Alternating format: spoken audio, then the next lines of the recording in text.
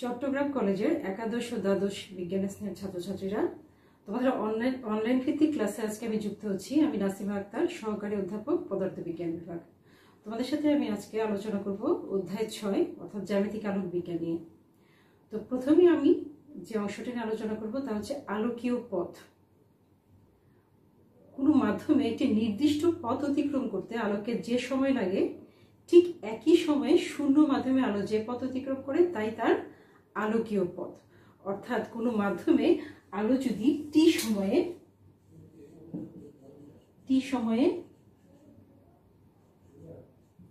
V বেগে এল দূরত্ব অতিক্রম করলো, ঠিক একই সময় অর্থাৎ টি সময়ে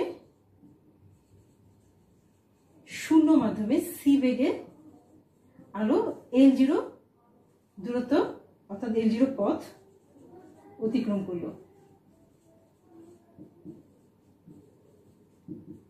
তবে আমরা অর্থাৎ কোনো মাধ্যমে আলো টি সময়ে ভি বেগে এল দূরত্ব অতিক্রম করলো বা এল পথ অতিক্রম করলো এবং শূন্য মাধ্যমে আলো সি বেগে L0 পথ অতিক্রম করলো। তবে আলোর যদি ওই উক্ত মাধ্যমে অর্থাৎ শূন্য মাধ্যমের সাপেক্ষে যে মাধ্যমের কথা আমরা বলছি, মাধ্যমের যদি প্রতিসরণাঙ্ক মিউ হয়, তবে আমরা আলোর তরঙ্গ তত্ত্ব অনুসারে পাই mu equal to C divided by V.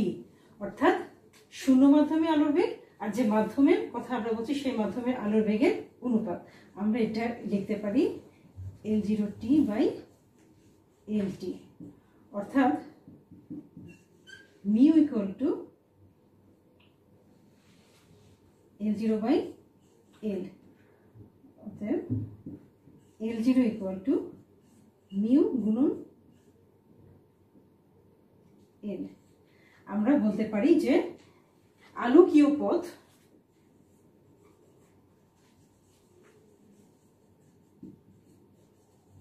হচ্ছে মাধ্যমের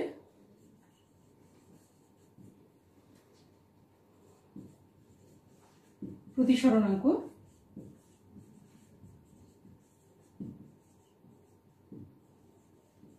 গুণন অতিক্রান্ত জ্যামিতিক দূরত্ব।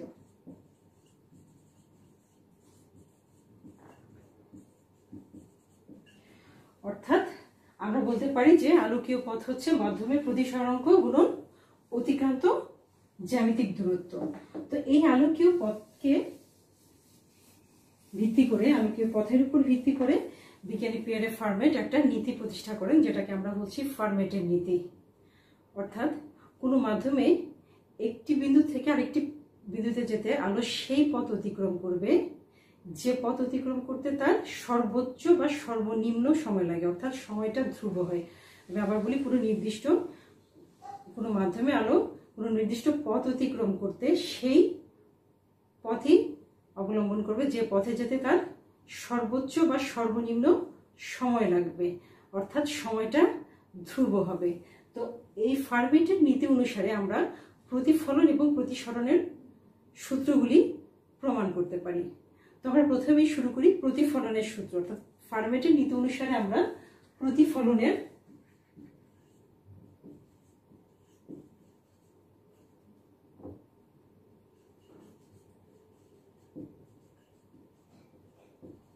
সূত্রগুলি প্রমাণ করব।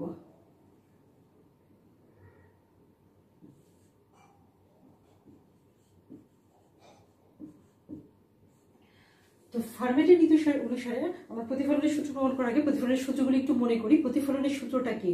আমরা প্রতিফলনের সূত্র বলেছি যে আপতিত রশ্মি, প্রতিফলিত রশ্মি এবং আপতন বিন্দুতে অঙ্কিত অভিলম্ব একই সমতলে থাকে। আর দ্বিতীয় সূত্রটা হচ্ছে আমার আপতন কোণ সমান প্রতিফলন কোণ। তো আমরা এখানে একটা ছবি দেখো, আমরা একটা প্রতিফলন পৃষ্ঠ নিয়েছি MM'। এখানে এপি আলোক রশ্মি পি বিন্দুতে আপতিত হয়ে পিবি পথে প্রতিফলিত হয়েছে। আমরা ধরে নিয়েছি আপতন কোণ হচ্ছে θ1 এবং প্রতিফলিত কোণ হচ্ছে θ2। আমরা A এবং B থেকে, আমাদের PM হচ্ছে অভিলম্ব, আমরা A এবং B থেকে AC এবং BD লম্ব এঁকেছি। আমরা ধরে নিলাম AC = A এবং BD = স্মল লেটার B।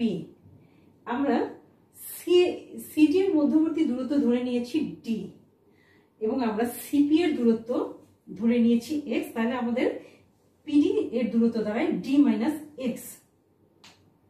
এখন দেখো যে আলো যতটুকু পথ অতিক্রম করেছে, অর্থাৎ যে দূরত্বটা আলো অতিক্রম করেছে তার সেটা যদি এল হয়, তাহলে L equal to AP plus PB. তাহলে আমরা লিখতে পারি এপি। দেখো আমরা পিথাগোরাসের সূত্র অনুসারে ত্রিভুজ এসিপি তে দেখো আমাদের এসি হচ্ছে এ আর সিপি হচ্ছে এক্স, তাহলে আমাদের পিথাগোরাসের সূত্র অনুসারে এপি কি হচ্ছে রুট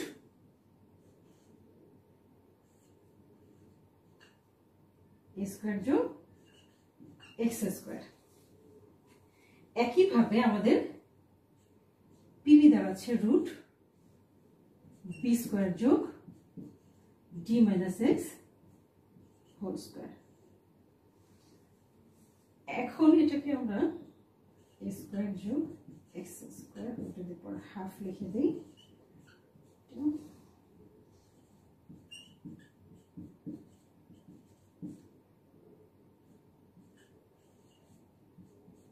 আচ্ছা আমরা এভাবে লিখলাম। এখন সময় আমাদের যে পথ অতিক্রম করলো, যে দূরত্ব অতিক্রম করলো, সেটা হচ্ছে এল। তোমরা জানো যে S equal to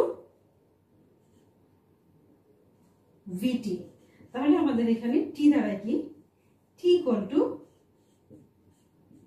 L by C. আমাদের সময় হচ্ছে সময় T equal to L by C. আচ্ছা, তো আমরা দেখো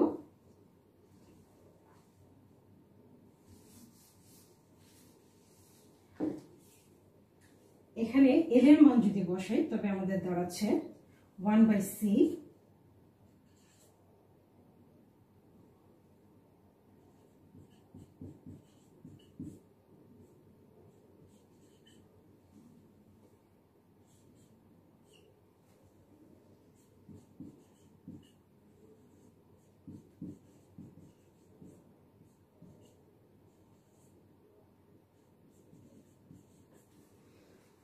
এখন আমরা ফার্মেটের নীতি অনুসারে আমরা বলেছি যে টি এমন একটা সময় লাগবে, অর্থাৎ আলোকরশ্মি কোনো মাধ্যমে একটি নির্দিষ্ট পথ যখন অতিক্রম করবে তখন এক বিন্দু থেকে আরেকটা বিন্দুতে যেতে সেই পথে অতিক্রম করবে যে পথ যেতে তার সর্বোচ্চ বা সর্বনিম্ন সময় লাগবে, অর্থাৎ সময়টা ধ্রুব হবে।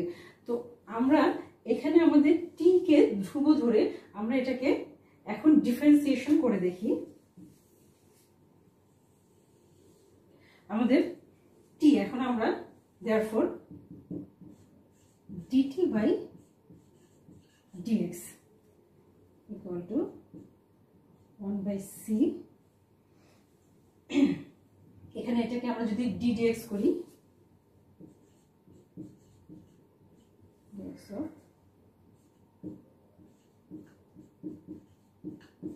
to the power half যোগ b স্কয়ার যোগ d মাইনাস x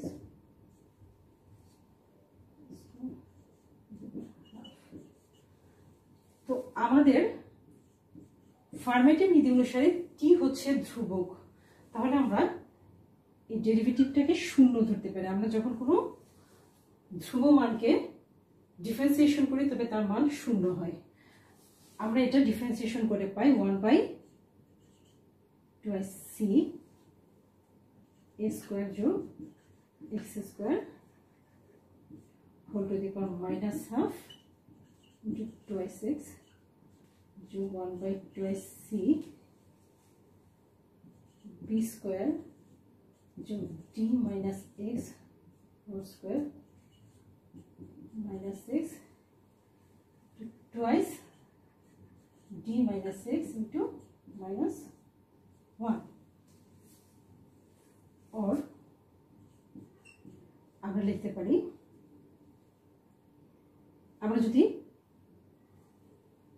এ পাশে নিয়ে আসি তাহলে আমরা এই জিনিসটাকে ক্যালকুলেশন করে আমরা লিখতে পারি x divided by a square যোগ এক্স স্কোয়ার রুট সমান d minus x divided by root b square যোগ d মাইনাস এক্স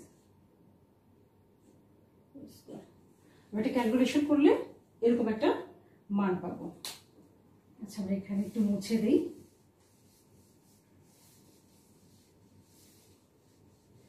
অর্থাৎ আমরা পাচ্ছি, এটা আমরা আবার একটু লিখি, x divided by root a square যোগ এক্স স্কোয়ার সমান d minus x divided by root b square যোগ D minus x square.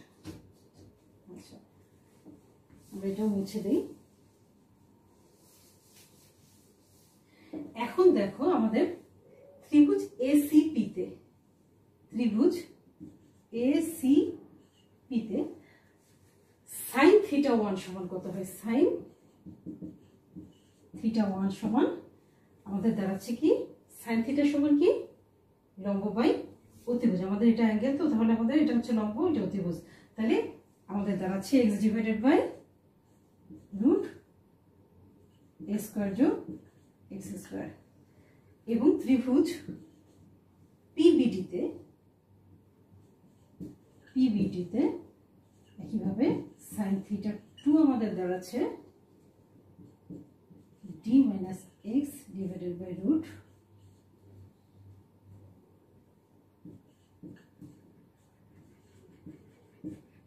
Square. তাহলে আমরা এখানে লিখতে পারি ফর সাইন থিটা 1 সমান সাইন থিটা 2। therefore আমরা লিখতে পারি সাইন থিটা 1 থেকে সাইন থিটা 1 এবং সাইন থিটা 1 সমান সাইন থিটা 2। তাহলে দাঁড়াচ্ছে আমাদের থিটা 1 সমান থিটা 2। এখানে আমাদের থিটা 1টা কি? আপতন কোণ, এবং থিটা 2 হচ্ছে প্রতিফলন কোণ। আমাদের প্রতিফলনের দ্বিতীয় সূত্র কি? আপতন কোণ সমান প্রতিফলন কোণ। এবং প্রতিফলনের যে প্রথম সূত্র, আপতিত রশ্মি, প্রতিফলিত রশ্মি এবং আপতন বিন্দুতে অঙ্কিত অভিলম্ব আমরা ছবি এঁকেছি এবং এটা একই সমতলে অবস্থান করছে। যাই হোক, তাহলে আমরা ফার্মেটের নীতি অনুসারে প্রতিফলনের সূত্র প্রমাণ করতে পারলাম। একইভাবে তোমরা প্রতিসরণের সূত্রটাও প্রমাণ করতে পারবা। এটা তোমরা একটু বই থেকে নিজেরা চেষ্টা করবা। ঠিক একই রকম ক্যালকুলেশন হবে, একটু আলাদা হবে। এটা তোমরা নিজেরা দেখে নিবা, বই থেকে নিজেরা চেষ্টা করবা। এখন আমি তোমাদেরকে যেটা শুরু করব সেটা হচ্ছে লেন্স।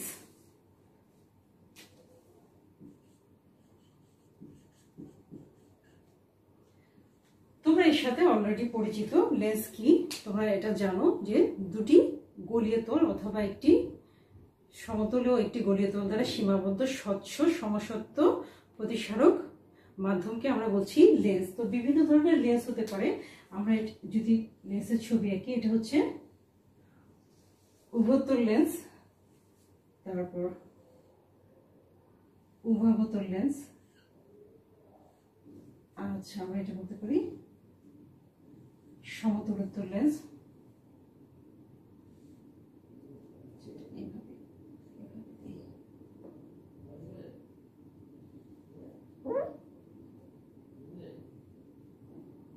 সমতলোত্তর লেন্স, এটা হচ্ছে সমতল অবতল লেন্স। বিভিন্ন ধরনের লেন্স হয়ে থাকে, অর্থাৎ দুটি গলীয় তল অথবা একটি সমতল একটি গলীয় তল দ্বারা সীমাবদ্ধ স্বচ্ছ সমসত্ব প্রতিসারক যে মাধ্যম, তাকে আমরা বলছি লেন্স। তো এখন আমরা করব লেন্সের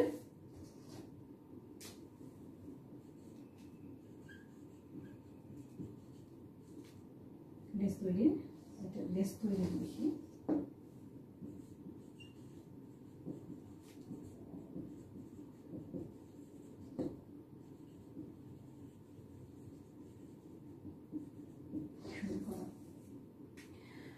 আমরা একটা সুবিধাজনক ক্যালকুলেশনের জন্য আমরা একটা উভয়তল লেন্স নিয়েছি।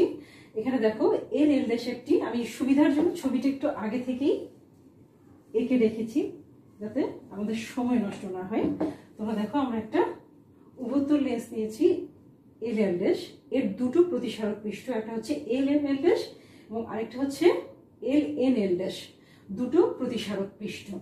এখন এর প্রধান অক্ষের উপর পি একটা বিন্দু, পি বিন্দুর হতে দুটো আলোক রশ্মি একটা প্রধান অক্ষ বরাবর পিও পথে সোজা চলে গেছে। তোমরা জানো যে ও হচ্ছে আলোক কেন্দ্র এবং আলোক কেন্দ্রগামী আলোক রশ্মি কখনো প্রতিসরণের পর এটা বেঁকে যায় না, সোজা চলে যায়। পি হতে আরেকটি আলোক রশ্মি পি এ বিন্দুতে আপতিত হয়ে প্রথম প্রতিসারক পৃষ্ঠ LML ড্যাশ দ্বারা প্রতিসারিত হলো এবং প্রতিসরণের পর AB পথে প্রতিসরিত হলো। এখন দেখো, যদি দ্বিতীয় প্রতিসারক পৃষ্ঠ LNL ড্যাশ এটা যদি না থাকতো, তবে এপি আলোক রশ্মিটা এ বিন্দুতে আপতিত হয়ে প্রতিসরণের পর সোজা কিউ ড্যাশ বিন্দুতে মিলিত হতো। কিন্তু আমাদের আরো একটি প্রতিসারক পৃষ্ঠ LNL ড্যাশ থাকায় এটি আরো একবার প্রতিসরিত হয়ে কিউ বিন্দুতে মিলিত হলো, অর্থাৎ আমাদের পি বিন্দুর আমরা একটা চূড়ান্ত প্রতিবিম্ব পেলাম কিউ বিন্দুতে। এখন দেখো, পি বিন্দুর একটা প্রতিবিম্ব আমরা পেলাম, এটা সৎ প্রতিবিম্ব অর্থাৎ বাস্তব প্রতিবিম্ব পেলাম আমরা কিউ বিন্দুতে। তো এখন আমাদের দেখো দুটো প্রতিসারক পৃষ্ঠ, একটা হচ্ছে LML ড্যাশ, LML ড্যাশ প্রতিসারক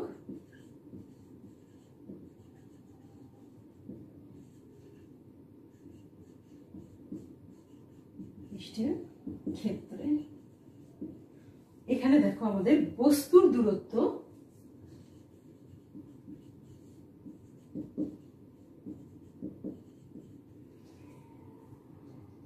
ওপি আমরা ধরে নিলাম ইউ। এটা আমাদের তোমাদেরকে যেটা বলেছি একটু আগে যে LNL ড্যাশ এই প্রতিসারক পৃষ্ঠটা যদি না থাকতো, তবে পি হতে নির্গত পি আলোক রশ্মি এবি পথে প্রতিসরিত হয়ে পি কিউ ড্যাশ রশ্মির সাথে কিউ ড্যাশ বিন্দুতে মিলিত হতো। তাহলে সেক্ষেত্রে সে একটা কিউ ড্যাশ বিন্দুতে একটা বাস্তব প্রতিবিম্ব তৈরি করতো যদি LNL ড্যাশ প্রতিসারক পৃষ্ঠটা না থাকতো। সেই ক্ষেত্রে প্রতিবিম্বের দূরত্ব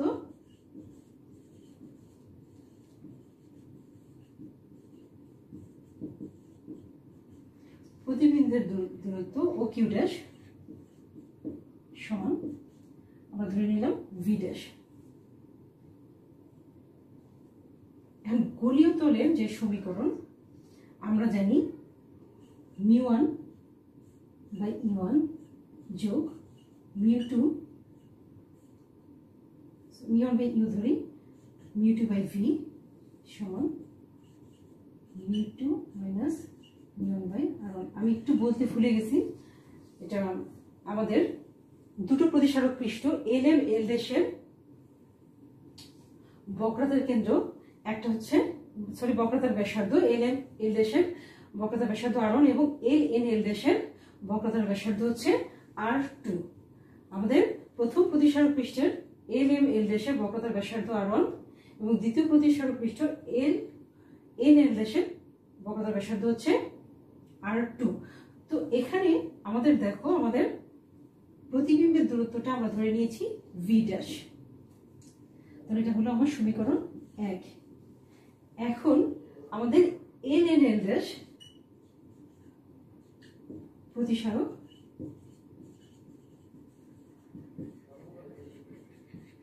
পৃষ্ঠের ক্ষেত্রে আমরা দেখো, এখানে আমাদের এবি আলোক রশ্মি বি বিন্দুতে আপতিত হয়ে প্রতিসরণের পর বিকিউ পথে প্রতিসারিত হলো। তাহলে আমরা যদি গোলীয় তলের সমীকরণে বসাই, তাহলে আমাদের দাঁড়ায় এখানে আমাদের বস্তুর দূরত্ব,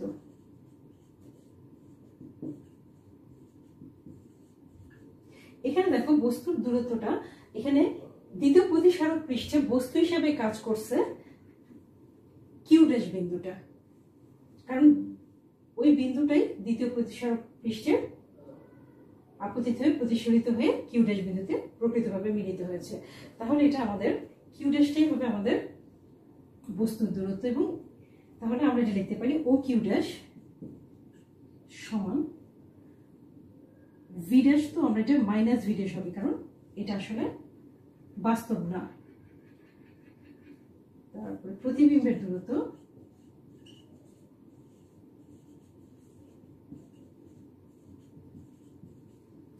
ও কিউ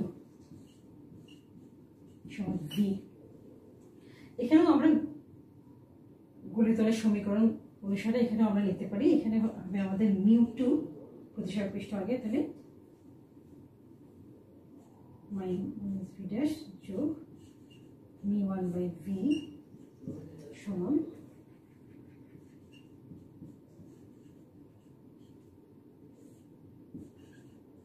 R2। হচ্ছে আমাদের সমীকরণ 2। এখন আমরা সমীকরণ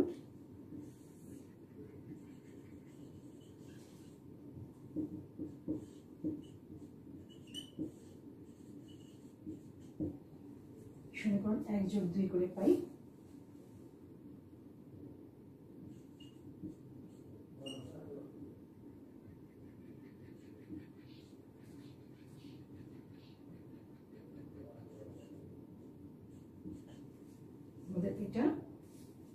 এটা কাটা যাবে, তাহলে মিউ1 বাই ইউ যোগ মিউ1 বাই ভি সমান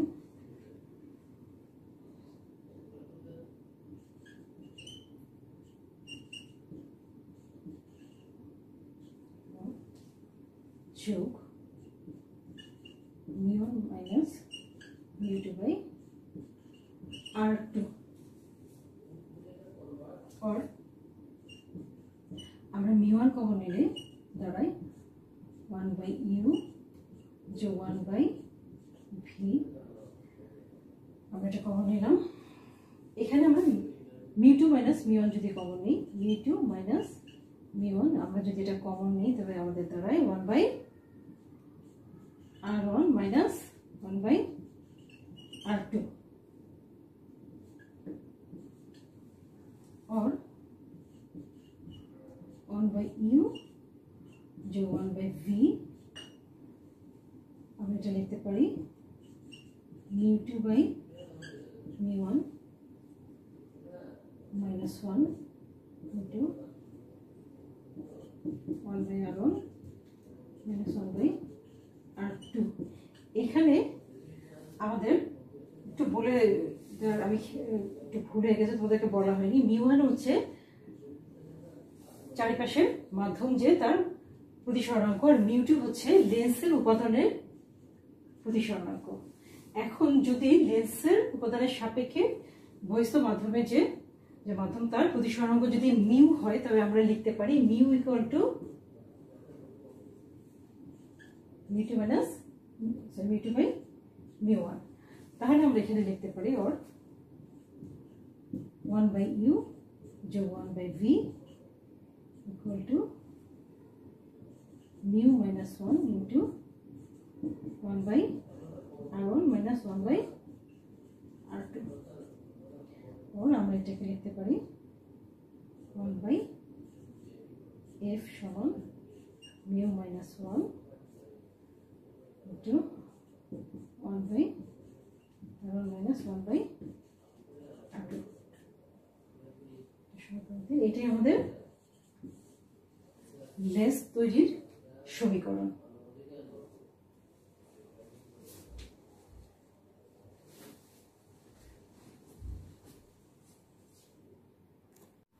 এতক্ষণ আমরা লেন্স তৈরির সমীকরণ পড়ছিলাম। তো এখন আমরা পড়ব যে একটি উভতল লেন্সের প্রধান অক্ষের উপর বিভিন্ন অবস্থানে লক্ষ্যবস্তু থাকলে প্রতিবিম্বের অবস্থান কোথায় হয়।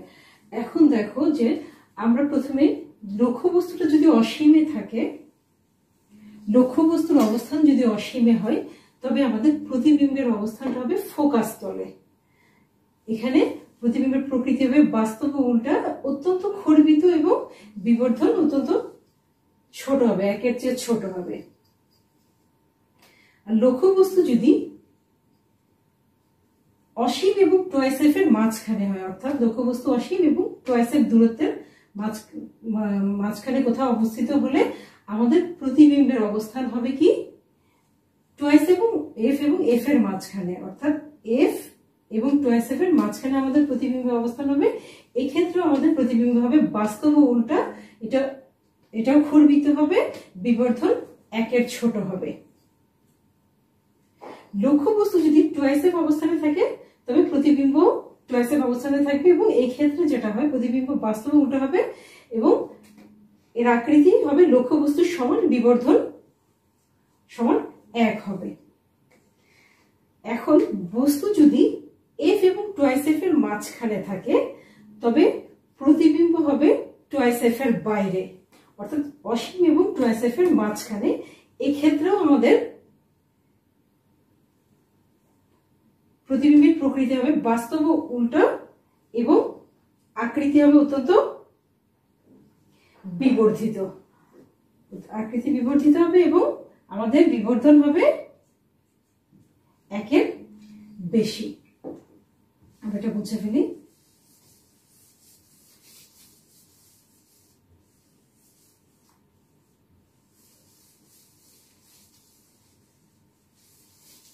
এখন আমাদের 6 নম্বরে দেখো যে লক্ষ্যবস্তু যদি এফ অবস্থানে থাকে, অর্থাৎ প্রধান ফোকাসে যদি লক্ষ্যবস্তু থাকে তবে আমাদের প্রতিবিম্বের অবস্থান হবে অসীমে, এবং এই ক্ষেত্রে প্রতিবিম্ব বাস্তব এবং উল্টো হবে এবং এটা খুবই বিবর্ধিত একটা প্রতিবিম্ব পাবো, m is very very greater than 1। এখন তোমরা দেখো এই 6 নম্বর ক্ষেত্রে তোমরা সবাই জানো যে আমরা বাস্তব প্রতিবিম্ব কখন পাই, আমরা উত্তল লেন্স এবং অবতল দর্পণের ক্ষেত্রে বাস্তব প্রতিবিম্ব পাই।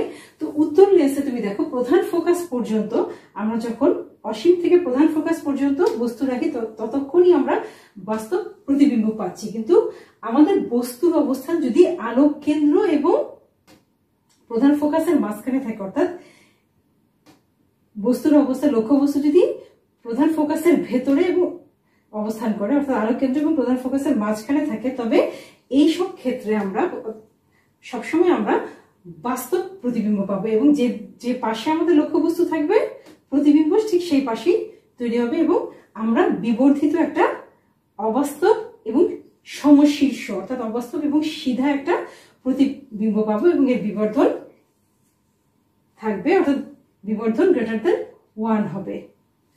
তো যাই হোক, এগুলো তোমরা একটু ভালোভাবে পড়বা এবং প্রতিবিম্বের ছবিগুলো ভালো করে আঁকা একটু শিখবা।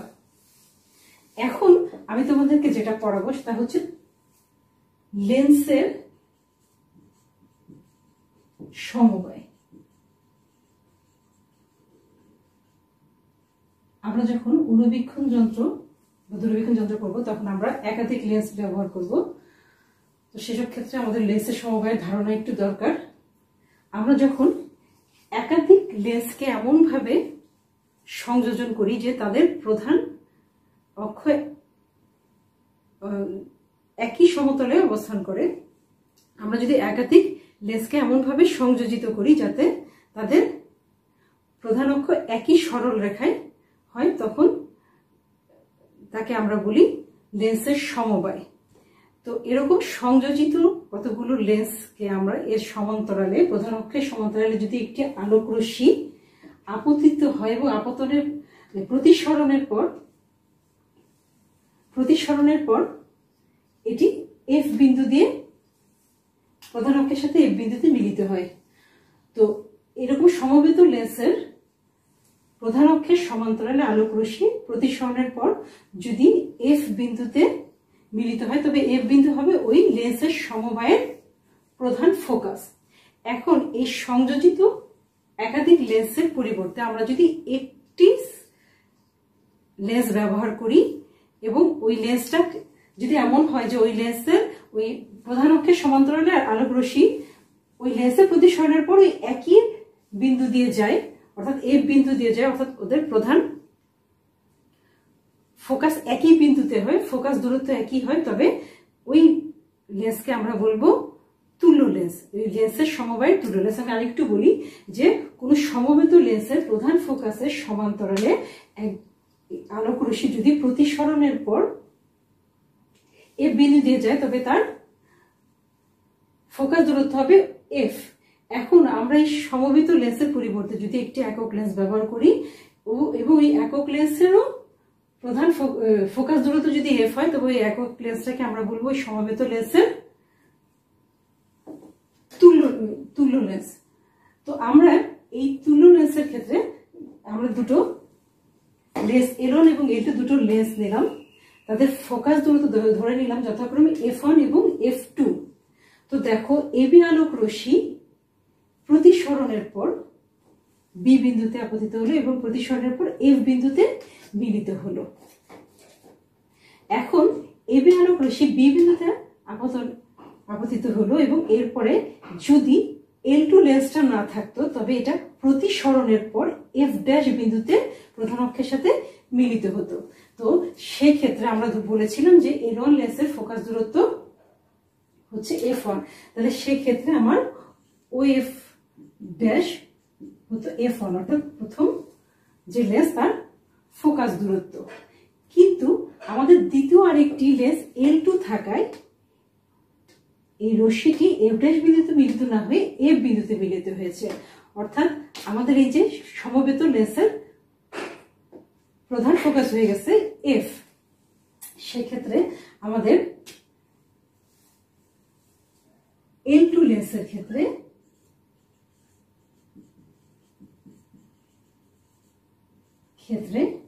আমরা দেখো যে L2 লেন্সের ক্ষেত্রে আমাদের এফ ড্যাশটা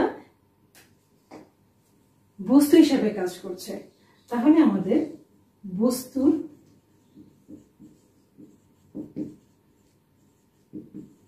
দূরত্ব ও এফ ড্যাশ সমান F1 এবং প্রতিবিম্বের দূরত্ব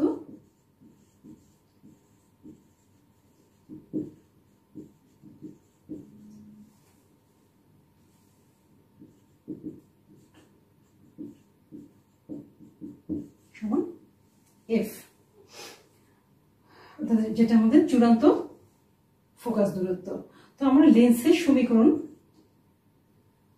বসে পাই 1/u + 1/v সমান 1/f। তো এখানে আমাদের L2 লেন্সের ক্ষেত্রে দাঁড়ায় therefore 1/, এখানে আমাদের একটু খেয়াল করে দেখো যে এটা প্রকৃতভাবে এখানে মিলিত হয়নি, এটা একটা অবাস্তব দূরত্ব, সেক্ষেত্রে F1 মাইনাস হবে, তাহলে -F1 যোগ 1/f সমান, এটা মুছে দিই, আমাদের L2 লেন্সের ফোকাস দূরত্ব কত F2, তাহলে আমরা লিখতে পারি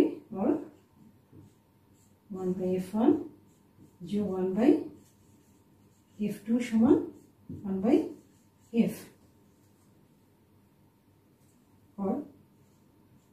আমরা যদি তুল্য লেন্সের ক্ষমতা P ধরি তবে ক্ষমতা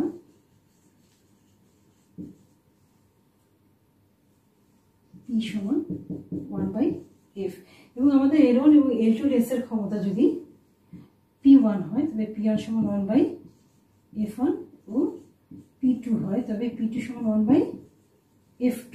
তাহলে আমরা লিখতে পারি P1 যোগ P2 সমান P। এটাই হচ্ছে আমাদের তুল্য লেন্সের ফোকাস দূরত্ব এবং ক্ষমতার সমীকরণ। তো যাই হোক, তোমাদেরকে অসংখ্য ধন্যবাদ। আমরা আগামী ক্লাসে অনুবীক্ষণ যন্ত্র এবং দূরবীক্ষণ যন্ত্র নিয়ে পড়ব। তোমরা সবাই ভালো থাকবে। আজকে পর্যন্ত, আল্লাহ হাফেজ।